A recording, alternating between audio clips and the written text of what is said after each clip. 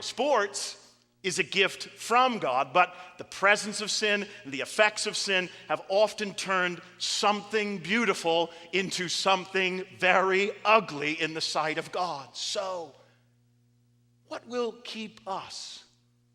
What will keep the members of Covenant Life Church from turning sport into the ugliness of idolatry rather than displaying the beauty of glorifying God alone? How can we in this church and as a church avoid wasting our sports?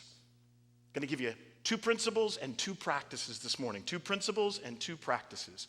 We begin with 2 principles. Principle 1, participation in sports must be informed by the knowledge of God.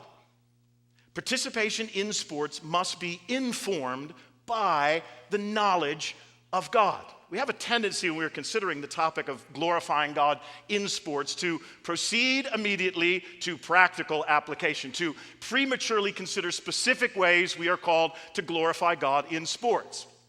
But any practical consideration of how to glorify God in sports must proceed from a theologically informed understanding of the character of God as revealed in Scripture and through the person of Jesus Christ and his substitutionary sacrifice upon the cross. We must begin our consideration of this topic, of any topic, of every topic. We must begin with God. For, listen, until you behold the glory of God in the face of Jesus Christ, you cannot accurately or authentically glorify God. Before we play sports for the glory of God, we must behold the glory of God. Before one can play sports for the glory of God, one must behold the glory of God. Beholding precedes playing. Before we play, we must behold.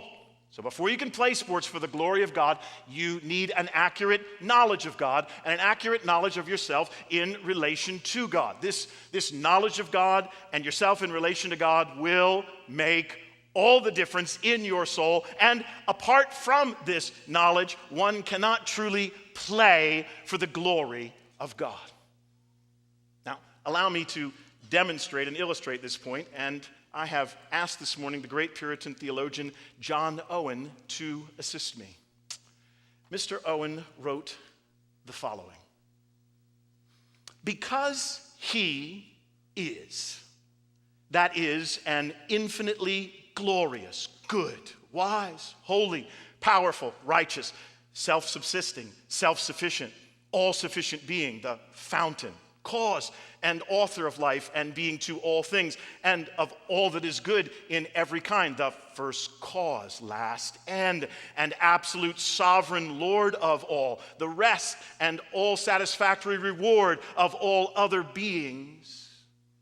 Therefore, he is to be adored and worship. Hence are we in our hearts, minds, and souls to admire, adore, and love him. His praises are we to celebrate. In him we are to trust and fear, and so to resign ourselves and all our concerns unto his will and disposal, to regard him with all the acts of our mind and persons, answerable to the holy properties and excellencies of his nature. This is to glorify him as God. No doubt, at least some present are wondering, why is this important and how would this be relevant to sports? I mean, what does someone who lived in the 17th century and didn't have game have to say to the modern athlete? Why? Why this quote from Owen? And how does this relate to my soccer game or cross-country meet this week? Well, here's why this quote from Owen, and here's how this quote from Owen relates sports, and if properly understood, can have a transforming effect on our souls as we participate in sports. When I behold the glory of God prior to playing sports, my heart is affected. My heart is transformed, and this makes all the difference when I step out onto the field or onto the court. If I walk onto the field aware of the glory of God, I am less susceptible to self-exaltation. Because really, only an ignorant, arrogant fool would draw attention to himself and exalt himself in light of the greatness of God.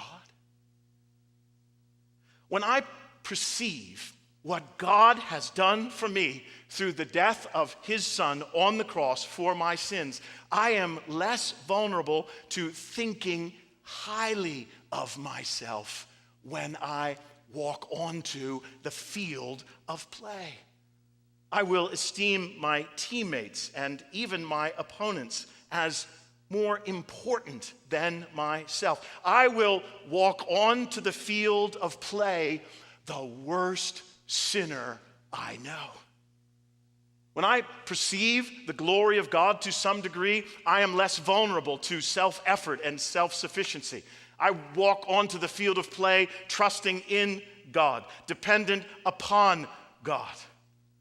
This knowledge of God and the knowledge of myself in relation to God has a wonderful purifying effect on my soul. And this knowledge of God prepares me and positions me to glorify God and not myself as I play sports. So, participation in sports must be informed by the knowledge of God in order to keep us from turning sport into something ugly rather than beautiful. This will keep us from wasting our sports.